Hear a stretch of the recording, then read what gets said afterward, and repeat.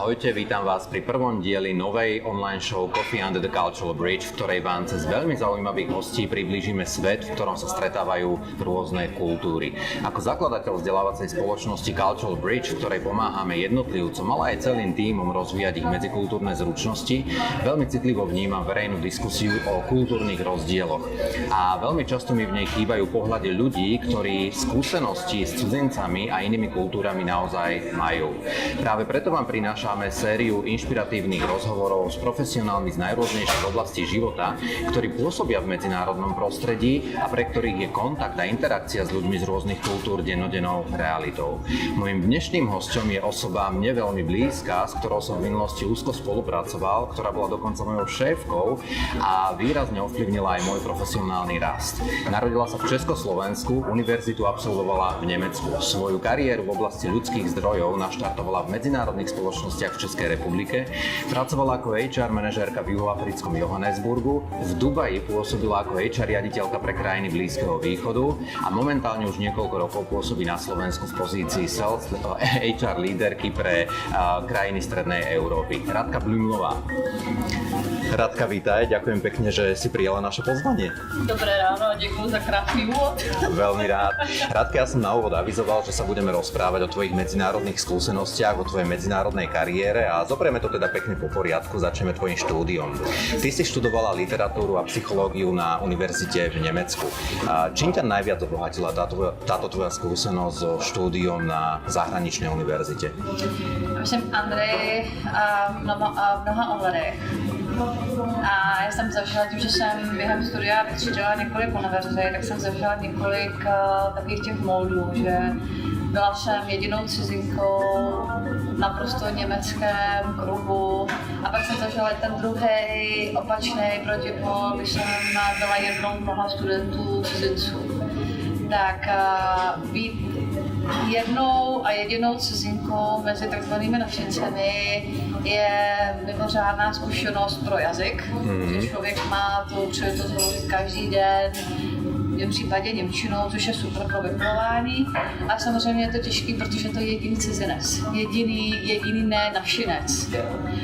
Takže tohle to mě ovlivnilo, ono se mi to opakovalo několikrát v mém životě. Africká republika byla stejná, zase jsem byla jedinou cizinkou mezi lokálními kolegy. A potom jsem zažila tu druhou variantu, že jsem byla součástí skupiny několika cizinců, mnoha cizinců, což nebylo zase tak dobrý pro vyplování jazyka, protože jsme se učili chyby navzájem od sebe, ale bylo to, o čem ty hovoříš, to dennodenní kontaktování, ten dennodenní kontakt s cizí kulturou. Takže jako studentka pamatuju si finské party, nekonečné party s depresivními konci, pamatuju si voodoo slavnosti svých kolegů, studentů, spolužáků z Čadu, takže tohle to všechno mám v hlavě. To jsou takové momenty, které mě doprovází celý život a ze kterých si zkušeností těžím a budu těžit celý život.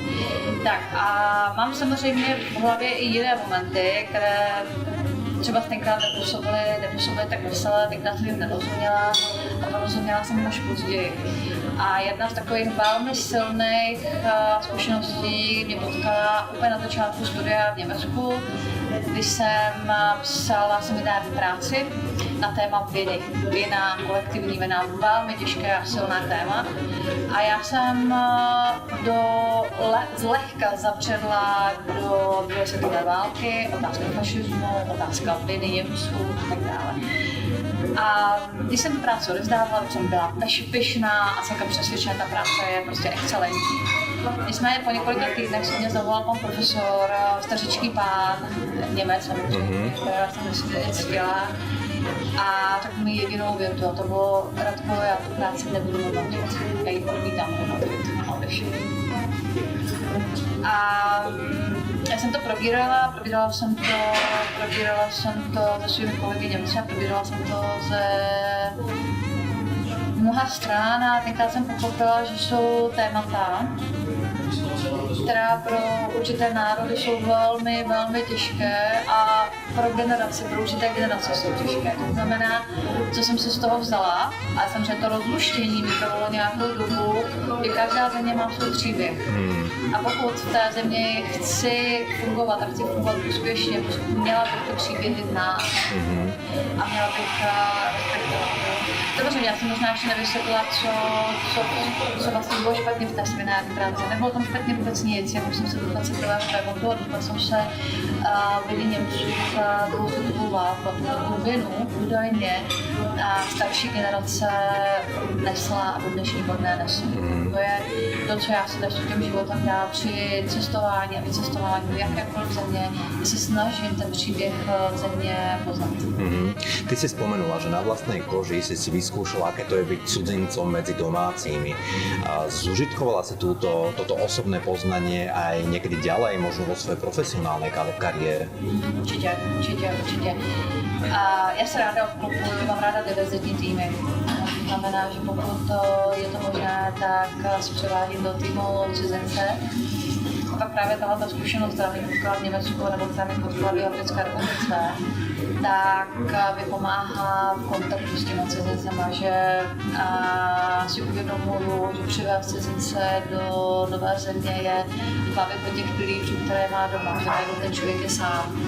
A nebo maximálně s rodinou, ale když má rodinu v nové zemi, tak té rodině jako samotnému trvá strašně moc dlouho, než se aklimatizuje, než se zvykne novou práci.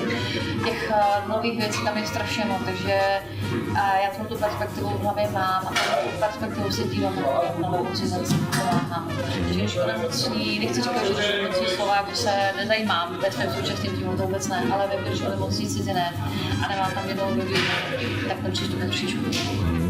Ty si po škole začala pracovať v nadnárodných spoločnostiach. Bola to skôr náhoda alebo tvoja cielená snaha dostať sa do medzinárodného prostredia? Já jsem to měla tenkrát úplně jak postavené. Já jsem byla vychovaná v rodině, která říkala, že do určitého věku je nutné sbírat zkušenosti. A pokud to, co možno nejpestřejší zkušenosti. Takže já jsem si říkala, že mám mám ukončené humanitní vzdělání, tak zkusím dělat něco jiného a tak jsem se rozhodla. Takže to byla moje priorita a to, že tím prvním zaměstnavatelem byla mezinárodní společnost, myslím, že byla jenom náhoda, ale už to bylo. Počas sa ty si dostala veľmi zaujímavú príležitosť a ty si vycestovala do Juhoafrickej republiky, kde si pracovala ako HR manažérka v Johannesburgu. Viem si predstaviť, že to bolo kultúrne veľmi odlišné prostredie a tie kultúrne rozdiely sa nepochybne prejavovali aj na tom pracovisku. Čo ťa najviac prekvapilo, respektíve boli nejaké momenty, kedy si uvedomila, že to, na čo si bola zvyknutá doma, tvoje bežne zaužívané postupy, že musíš odložiť stranou a budeš si musieť osvojiť juhoafrický spôsob robenia vecí? Já když na to tak jako zpětně vzpomínám, pro mě Afrika, byť připouštím, že je úplně jiná, tak pro mě Afrika nebyla tak těžká. Když si to srovnám s jinými zeměmi, tak já jsem tam velmi rychle adaptovala. A já se dokonce o tuhletu misi sama přihlásila. To rozhodnutí, jestli aplikovat nebo neaplikovat, mi trvalo asi 10 minut a pro mě Afrika to byla láska na první pohled, na první vystoupení z letadla a je to láska na celý život. Afrika je krásná, je velmi rozmanitá, je barevná. A je tam spoustu věcí, které člověk musí fascinovat. Afrika je těžká, pořádně těžká. Je daná těžkou tou svojí historii, která samozřejmě teď věřím, že ještě dál a dál graduje. A na pracovišti, jak jsi říkala, jsem fungovala coby HR, manager, tak když se mě zeptáš, jaký byly moje nejintenzivnější pocity, tak to bylo setkání s emocemi. Takže Afrika to je jedna velká emoce, výrazná emoce, tam člověk velmi rychle ví, co ta druhá strana cítí. Takže když se dívám na svůj pracovní náplň, tak já jsem dennodenně řešila konflikt. konflikty, mezilidské konflikty. A řešila jsem hodně konflikty mezi ženami, které kolikrát ani nepatřily na pracoviště, ale bohužel měly dopad na ten pracovní výkon. Takže o tom je Afrika. Co mě na Africe naprosto fascinuje a fascinovalo tenkrát, protože tenkrát jsem s tím neměla žádnou zkušenost. Afrika má jiný přístup k životu. A tam cena života je úplně jiná než u nás. My a hodně lpíme na životě. Tam Afrika už tenkrát se mi profilovala jako země s takovou tou zaměřeností tady a teď. Protože já nevím, co bude zítra. A samozřejmě, když se podíváme na ekonomii Afriky, když se podíváme vůbec na demografii Afriky, když se podíváme na všechny ty problémy, které v Africe jsou, počínaje AIDS a tak dále, tak člověk tomu rozumí. Takže takovej ten a takhle ta koncentrace. Ano, teď jsem tady s tebou, koncentruji se na tebe a užívám si to jsem tam tenkrát vnímala velmi intenzivně, bylo to pro mě nové. Stejně tak, jako, že čas je relativní. Máme meeting 10, jestli přijdu 10, anebo 10:15, anebo 11, anebo jestli nepřijdu vůbec, prostě přijdu druhý den. O tom všem je Afrika. Takže žádný spěch. Žádný spěch. Takýto flexibilný prístup k času môžeme celkom dobre pozorovať vo viacerých krajinách Južnej Európy, Latinskej Ameriky, v mnohých afrických, arabských alebo azijských krajinách. A mnohí manažeri, ktorí vycestujú do zahraničia pracovne, tak majú tendenciu priniesť si so sebou to svoje, to osvedčené, to, čo im fungovalo doma. Mala si aj ty takú ambíciu v úvodzovkách obohatiť svojich kolegov v Južnej Afrike a priniesť im lepší, efektívnejší prístup k času a k plánovaniu, priniesť im poriadok do života? Já myslím, že já jsem měla tendenci nejenom je obohatit, já jsem chtěla i změnit. A přiznám se, že tohoto jsem opakovala i potom později v Dubaji. A ne umyslně, ne programově, protože mi to je blízké. Moje vlastní zkušenost prostě nefunguje. To nefunguje. Já jsem pochopila, že já z takových těch nočních slov radím ta šlapa neudělám, že jsem tu ambici ztratila a přizpůsobila jsem se té flexibilitě a jenom jsme si s týmem nastavili pravidla, na základě kterých budeme fungovat. A to jsou například deadliny, například to, v jaké kvality budeme odevzdávat úkoly, ale jestli budeme chodit do práce v 9 anebo v 10, tak na tom už jsem to nepomohla. Od toho si upustila. Upustila jsem. Po niekoľkých rokoch po Južnej Afrike prišla ďalšia veľmi exotická pracovná príležitosť a ty si sa relokovala ako HR manažérka do Spojených arabských emirátov. Bola to opäť tvoja voľba, že si to chcela a ako si sa pripravovala na toto zahraničné dobrodružstvo? Tak tohle to rozhodně volba nebyla teda. A nebo jinak, aby to nevyznělo jinak, než chci říct. A o Jižní Afriku jsem se přihlásila sama. Odpovědnost za Blízký a Střední východ v podobě manažerky pro ten region, která nebyla nabídnuta.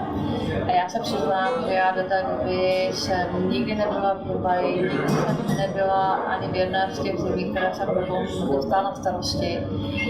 A ten arabský svět jsem vnímala na základě svých nějakých dojmů, které jsem nějakým způsobem získala. Takže já jsem měla přibližně 14 týdny rozmyšlenou.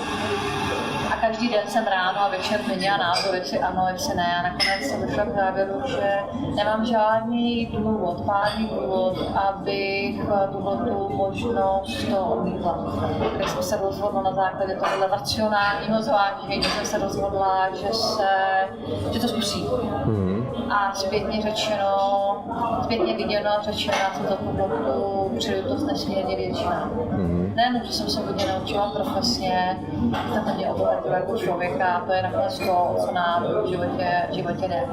Jestli jsem se připravovala na svou osobu, já jsem nikdy moc nepřipravuju, tak ale v tomto případě jsem se připravovala hodně. To měla obrovský respekt před tím regionem, obrovský respekt, že jdu do něčeho, co mi není blízké. Jsem vnímala od začátku intuitivně, že Afrika, že ji mám pod kůží. U toho arabského světa jsem nic takového nevnímala, takže já jsem se spojila s pár známými, kteří arabskou zkušenost měli. pomáhal mi kolega, který arabský svět řídil mimo jiné, ten mi řekl, ten mi dal 100 rad, co dělat, co nedělat a za každou tou radou zopakoval větu po větu. Radko, bylo to strašně těžké, připrav se na to. A já jsem byla, jako dneska naprosto rozumím. A kdyby se mě dneska někdo ptal na to, zda odcestovat do tohohle regionu, pracovat, tak já řeknu, já budem ty samé rady a řeknu, budu připraven na to, bude to těžké.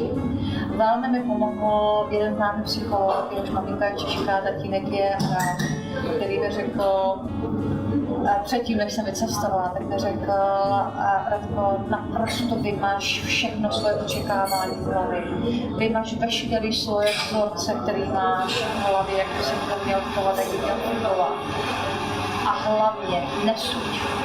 Neodsuzuj, nesuď, vnímej ten svět a nech to na sebe působit, což samozřejmě zní velmi jednoduše, je to nesmírně těžké. Prošla jsem si 2 speciálními tréninky. První trénink byl ještě v Praze, to byl trénink zaměřený na měření moje kulturní adaptability. Tam jsem dopadla velmi dobře, jak si říkala, wow, tak aspoň něco, tak to zvládnu. A pak to druhá část toho tréninku byla vyloženě zaměřená na to, na jednotlivé elementy arabské kultury. A tam to bylo velmi úspěšné, bez jakýchkoliv diskuze. A další trénink mě čekal přímo v Dubaji, 2 dny, jsem trávila v osobním coachingu s jedním pánem a koučem zaměřeným na kulturní rozdíly. 2 dny jsme se on vysvětloval, ne já, on vysvětloval, jak jsou rozdíly, co se mám dát podporovat, že jsme trošičku do té historie opět. A pak jsem měla možná 45 minut, tenkrát pamatuju si to přesně, hovořit s rodinou Emiráčanem. A já jsem tenkrát po své neznalosti chápala, co je na tom ojedinělá. Než jsem pochopila, že člověk se v Dubaji do rozhovoru s Emiráčanem fakt jen tak nedostane. Takže příprava relativně důkladná, a ona byla i relativně dlouhá, protože než se připravovala celá to vystěhování, to byly 2-3 měsíce. A určitě to byl velký benefit pro mě. Tá tvoja misia v Dubaji je všeobecne považovaná za veľmi úspešnú a napriek tomu viem si predstaviť, že to vôbec nebolo jednoduché pre HR manažérku ženu z Českej republiky presadiť sa v prevažne mužskom arabskom svete. Čomu najviac pripisuješ ten svoj úspech? Tak já musím potvrdit, že ten začátek, já jsem, že to bylo těžké a asi to těžké bylo, vlastně jakoukoliv musí v Evropě, ale velmi těžký byl ten začátek, ten první 3-4 měsíce. Zpětně si vzpomínám, že ten známý psycholog, který mi upozornil na to vymaž všechny vzorce, když jsem se potom vrátila, tak on řekl, že mi nedával víc než 3 měsíce. Že skutečně ty 3 měsíce jsou tak těžké, že málo kdo to zvládne. Tak já jsem to zvládla a když se mě ptáš, díky čemu, tak řekl jsem, že díky přátelům, díky známým. A už dneska nazývám přátel, protože jsme se poznali a to přátelství trvá, byť jsem 5 let už mimo na arabský region a byli to přátelé Arabové, který mi jemně od začátku vysvětlovali, co dělat, co nedělat, kteří byli ochotní analyzovat moje jednotlivé zkušenosti a vždycky mě upozornili, takhle ne, to nebude fungovat. Byla to na jednu z prvních zkušeností ze své nové pracovní pozice, když jsem zjistila velmi záhy, že jeden kolega mě pravidelně informuje o svém pracovním pokroku. A já velmi záhy zjistila, že žádný pokrok není. Takže jsme měli jeden rozhovor, měli jsme druhý rozhovor, já jsem říkala, já potřebuji přesnou informaci, kde, v jakém stádiu ty věci jsou, abych na to mohla navázat. A ono se to nezměnilo. Prostě pořád ano, už jsme ty víza podali a ono to nebylo podobné. Já jsem došla k závěru, že my 2 spolu fungovat nemůžeme. A tenkrát jsem to konzultovala s jedním kolegou z top managementu, Arabem, jsem vysvětlila tu celou záležitost a ona mě koukala a to vůbec nerozuměl, co mu to říká. Vysvětlila ještě jednou a on mi vysvětlil, Radko, ale to není jeho problém. On tě prostě chce uspokojit, on prostě, ty od něho něco chceš, on tě chce udělat šťastnou, takže problém je jenom to, na tvé straně, že ti ho neumí řídit.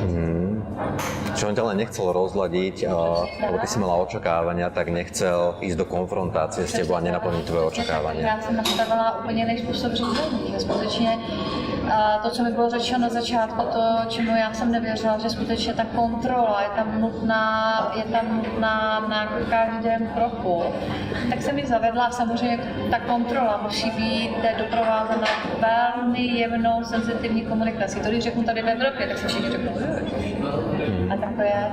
Prečo si myslíš, že to muselo byť sprevádzané nejakou veľkou citlivosťou? Mohlo by to byť nesprávne interpretované, tá kontrola z ich strany? Já si myslím, že ta komunikace tam je jiná.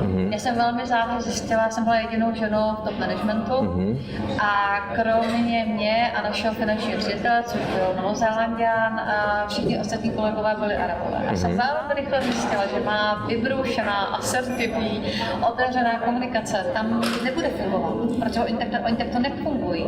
Ta komunikace musí být velmi diplomatická, velmi jemná, takové to obcházení dokola, ale to je ta kultura. Takže za to jsem byla Blízkému východu velmi vděčná, protože ta moje komunikace se posunula někam jinam a já z toho profituji i tady nakonec.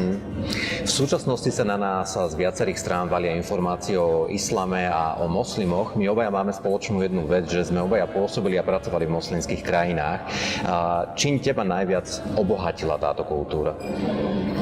Andrej, těch věcí bude víc. V každém případě úcta k hostovi. A já nevím, odkud pochází takovéto přísloví můj host, můj král. A nevím odkud, ale na tom Blízkém východě, v arabském světě to platí 100%. Tam, jakmile člověk pozvá do rodiny, tak skutečně všechno se točí kolem něho. Takovou úsměvnou příhodu, že při první návštěvě, na kterou jsem byla pozvaná, jsem manželce, hostitele, mého kolegy pochválila na ušnice. Protože byly nádherné orientální na ušnice a ona okamžitě šudala, takhle měla v ruce, řekla, vem si je.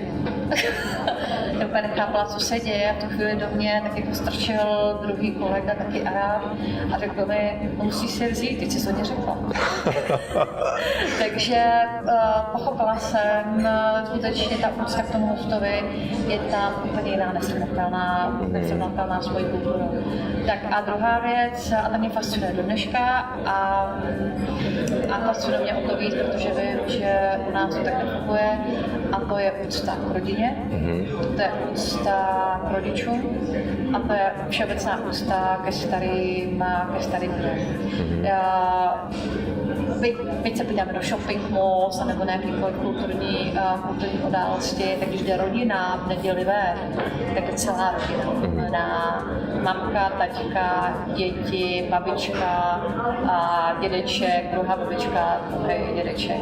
A už z dálky je vidět, že tu prioritu v té rodině nemají ty děti, a tu prioritu tam mají ty staří lidé, to mě fascinuje.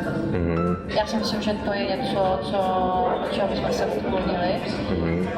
A navíc vůbec ta koncentrace na vztahy, na udržení vztahů v dobrých dobách i v těžkých dobách, jo, je mnohem silnější než náš.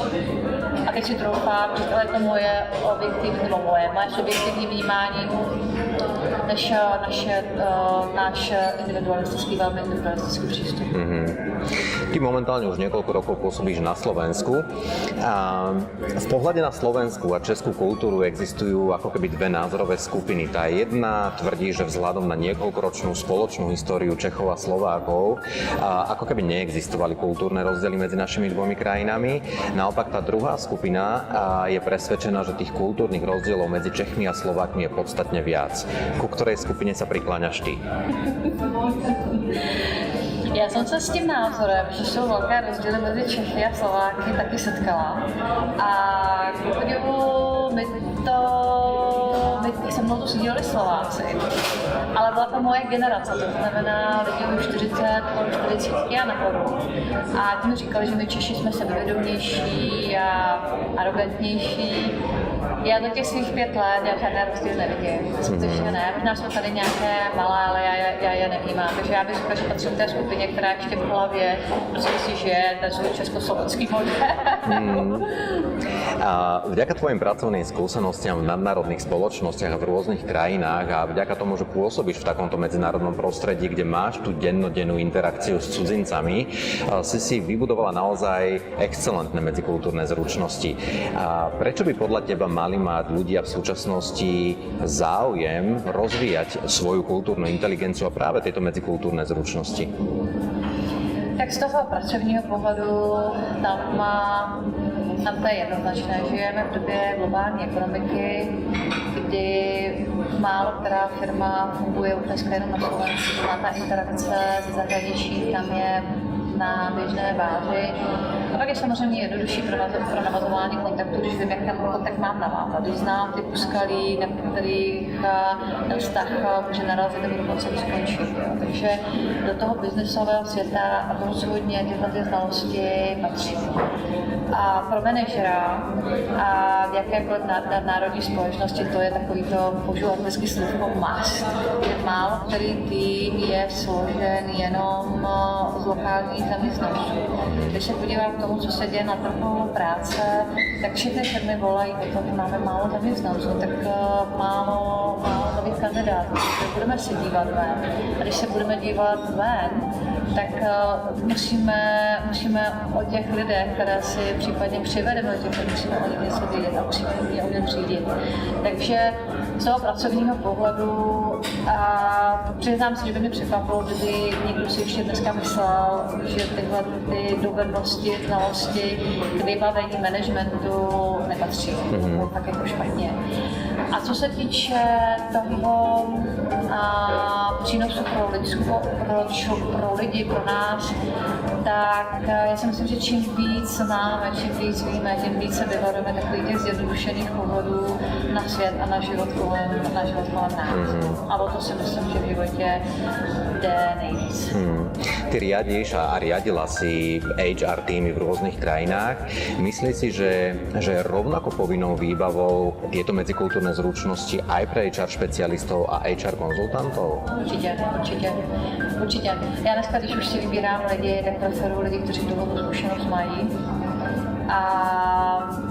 A když ji nemají, tak při tom rozhovoru zjišťuju sociální inteligenci, emoční inteligenci, obecně názorovou rovinu, abych věděla, jestli ten člověk, kterého to vyberu, je připraven na tyhle věci se naučit třeba. Určitě. Radka, veľmi pekne ti ďakujem za veľmi príjemný rozhovor a za to, že si bola ochotná podeliť sa s našimi divákmi o tvoje bohaté medzinárodné skúsenosti. Dnes to zakončíme Radkynými slovami, že rozvoj medzikultúrnych zručností je jedným zo spôsobom, ako odstraňovať zjednodušené pohľady na svet a na ľudí. A práve o prinášanie nových pohľadov a nových perspektív sa pokúsime aj v ďalších častiach. Tu najbližšiu si môžete pozrieť o 3 mesiace s ďalším veľmi zaujímavým hosťom. Ak sa vám páčila dnešná prvá časť, dajte nám o tom vedieť na YouTube, Facebooku, Instagrame či LinkedIne a my sa na vás budeme tešiť opäť v júni.